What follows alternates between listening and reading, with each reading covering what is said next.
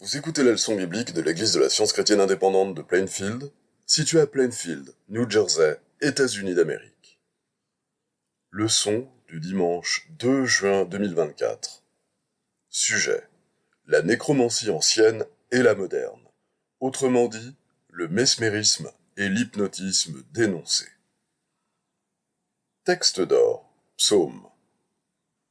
Mets un terme à la malice des méchants et affermis le juste.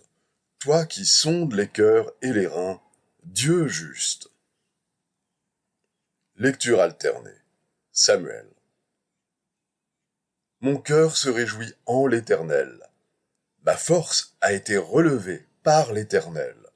Ma bouche s'est ouverte contre mes ennemis, car je me réjouis de ton secours. Nul n'est saint comme l'Éternel. Il n'y a point d'autre Dieu que toi. Il n'y a point de rocher comme notre Dieu. Ne parlez plus avec tant de hauteur. Que l'arrogance ne sorte plus de votre bouche. Car l'Éternel est un Dieu qui sait tout, et par lui sont pesées toutes les actions. Car à l'Éternel sont les colonnes de la terre, et c'est sur elles qu'il a posé le monde. Il gardera les pas de ses bien-aimés, mais les méchants seront anéantis dans les ténèbres, car l'homme ne triomphera point par la force.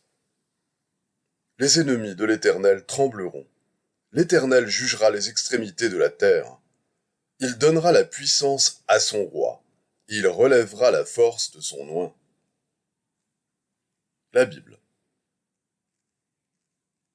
Je suis l'Éternel votre Dieu. Si vous suivez mes lois, si vous gardez mes commandements et les mettez en pratique, je mettrai la paix dans le pays et personne ne troublera votre sommeil.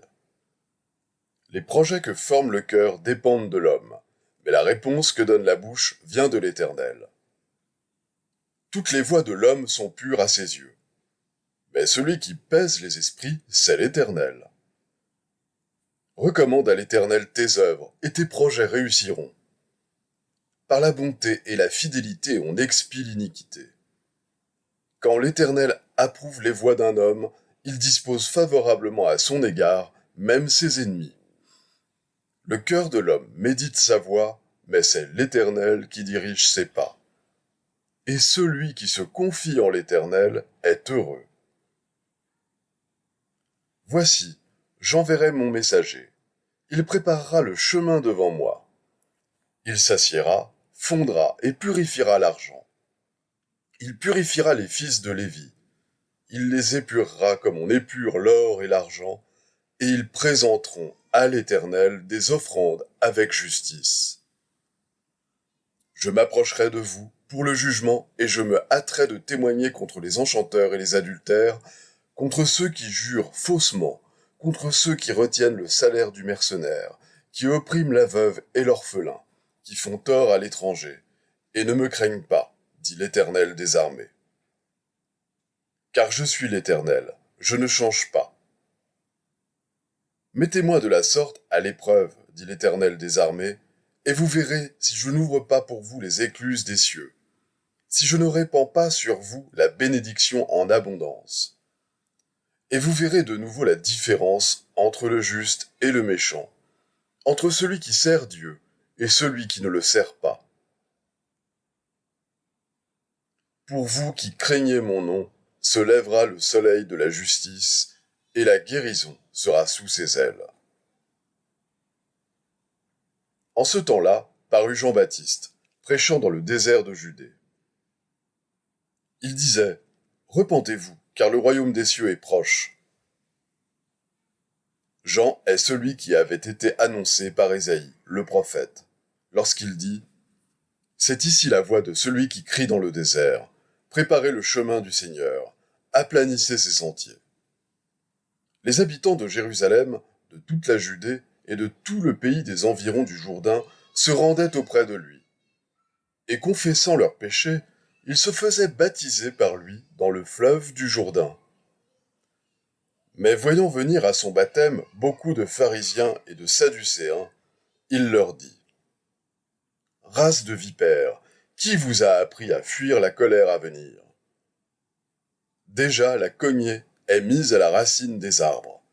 Tout arbre, donc, qui ne produit pas de bons fruits sera coupé et jeté au feu.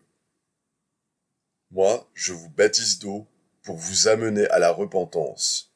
Mais celui qui vient après moi est plus puissant que moi, et je ne suis pas digne de porter ses souliers. Lui, il vous baptisera du Saint-Esprit et de feu. Il a son vent à la main. Il nettoiera son aire, et il amassera son blé dans le grenier, mais il brûlera la paille dans un feu qui ne s'éteint point. Alors Jésus vint de la Galilée au Jourdain vers Jean pour être baptisé par lui. Dès que Jésus eut été baptisé, il sortit de l'eau. Et voici, les cieux s'ouvrirent, et il vit l'Esprit de Dieu descendre comme une colombe et venir sur lui. Et voici, une voix fit entendre des cieux ces paroles. Celui-ci est mon Fils bien-aimé, en qui j'ai mis toute mon affection. Alors Jésus fut emmené par l'Esprit dans le désert pour être tenté par le diable. Le tentateur s'étant approché lui dit, « Je te donnerai toutes ces choses, si tu te prosternes et m'adores. » Jésus lui dit, « Retire-toi, Satan, car il est écrit, « Tu adoreras le Seigneur ton Dieu, et tu le serviras lui seul. » Alors le diable le laissa, et voici, des anges vinrent auprès de Jésus et le servaient. Dès ce moment, Jésus commença à prêcher et à dire, « Repentez-vous, car le royaume des cieux est proche. » Alors s'approcha de lui une grande foule, ayant avec elle des boiteux, des aveugles, des muets, des estropiés, et beaucoup d'autres malades. On les mit à ses pieds, et il les guérit. En sorte que la foule était dans l'admiration de voir que les muets parlaient, que les estropiés étaient guéris, que les boiteux marchaient, que les aveugles voyaient, et elle glorifiait le Dieu d'Israël. Quelqu'un lui dit, « Seigneur, n'y a-t-il que peu de gens qui soient sauvés ?» Il leur répondit, « Efforcez-vous d'entrer par la porte étroite, car je vous le dis, beaucoup chercheront à entrer et ne le pourront pas. Quand le maître de la maison se sera levé et aura fermé la porte, et que vous, étant dehors, vous commencerez à frapper à la porte en disant, « Seigneur, Seigneur, ouvre-nous. » Et il répondra, « Je vous le dis, je ne sais d'où vous êtes, retirez-vous de moi, vous tous ouvriers d'iniquité. » C'est là qu'il y aura des pleurs et des grincements de dents. Et voici, il y en a des derniers qui seront les premiers, et des premiers. Vous donc, bien-aimés, qui êtes avertis, mettez-vous sur vos gardes, de peur qu'entraînés par l'égarement des impies, vous ne veniez à déchoir de votre fermeté. Mais croissez dans la grâce et dans la connaissance de notre Seigneur et Sauveur Jésus-Christ. À lui soit la gloire, maintenant et pour l'éternité. Amen. Je vais maintenant lire les passages corrélatifs tirés du livre d'études de la science chrétienne, Science et santé, avec la clé des Écritures, de Mary Baker Eddy. Ainsi qu'on l'appelle en science chrétienne, le magnétisme animal ou hypnotisme est le terme spécifique désignant l'erreur ou entendement mortel. C'est la fausse croyance que l'entendement est dans la matière et qu'il est à la fois mauvais et bon, que le mal est aussi réel que le bien et plus puissant. Cette croyance n'a pas une seule qualité de la vérité. En réalité, il n'y a pas d'entendement mortel. Et par conséquent, pas de transmission de la pensée mortelle ni de la force de volonté. La vie et l'être émanent de Dieu. Le magnétisme animal n'a pas de base scientifique, car Dieu gouverne tout ce qui est réel, harmonieux et éternel, et son pouvoir n'est ni animal ni humain. Puisque la base du magnétisme animal n'est qu'une croyance et que cette croyance est animale, dans la science, le magnétisme animal, mesmérisme ou hypnotisme est une simple négation, ne possédant ni intelligence, ni pouvoir, ni réalité, et au sens mortel, c'est un concept irréel du prétendu entendement mortel. La science chrétienne va jusqu'au fond de l'action mentale et révèle la théodicée qui indique la justesse de toute action divine en tant qu'émanation de l'entendement divin, et par conséquent la fausseté de la prétendue action contraire. Le mal, l'occultisme, la nécromancie, le mesmérisme, le magnétisme animal, l'hypnotisme. Nous ne sommes scientistes chrétiens que dans la mesure où nous cessons de nous appuyer sur ce qui est faux, et que nous saisissons ce qui est vrai. Nous ne sommes scientistes chrétiens que lorsque nous quittons tout pour le Christ. Les opinions humaines ne sont pas spirituelles. Elles viennent de ce que l'oreille entend, de la corporalité au lieu de venir du principe, et du mortel au lieu de l'immortel. L'esprit n'est pas séparé de Dieu. L'esprit est Dieu. Le pouvoir erroné est une croyance matérielle, une prétendue force aveugle, le produit de la volonté, non de la sagesse, de l'entendement mortel, non de l'immortel. C'est la cataracte impétueuse, la flamme dévorante, le souffle de la tempête. C'est la foudre et l'ouragan, tout ce qui est égoïste, pervers, malhonnête et impur. La puissance morale et la puissance spirituelle appartiennent à l'esprit qui retient le vent dans ses mains. Et cet enseignement est en accord avec la science et l'harmonie.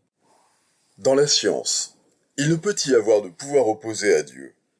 Et il faut que les sens physiques abandonnent leurs faux témoignages. Votre influence pour le bien dépend du poids que vous mettez du bon côté de la balance. Le bien que vous faites et qui s'exprime en vous vous donne le seul pouvoir que l'on puisse obtenir. Le mal n'est pas pouvoir. C'est un semblant de force qui bientôt trahit sa faiblesse et tombe pour ne jamais se relever. Nous marchons dans la voie de la vérité et de l'amour en suivant l'exemple de notre Maître dans la compréhension de la métaphysique divine. Le christianisme est la base de la vraie guérison. Tout ce qui maintient la pensée humaine dans la voie de l'amour dégagée du moi reçoit directement le pouvoir divin. Le méchant ne gouverne pas son prochain intègre. Que l'on comprenne bien que le succès dans l'erreur est la défaite dans la vérité. Le mot d'ordre de la science chrétienne est cette parole de la Bible. Que le méchant abandonne sa voie et l'homme d'iniquité ses pensées. Pour déterminer nos progrès, il faut que nous sachions où sont placées nos affections, qui nous reconnaissons et à qui nous obéissons en tant que Dieu. Si l'amour divin devient pour nous plus proche, plus cher et plus réel, alors la matière est en voie de se soumettre à l'esprit. À mesure que s'écoulent les années, les mortels avancent vers le bien ou le mal. Si les mortels ne progressent pas, leurs échecs passés se répéteront jusqu'à ce que tout travail mal fait soit effacé ou rectifié.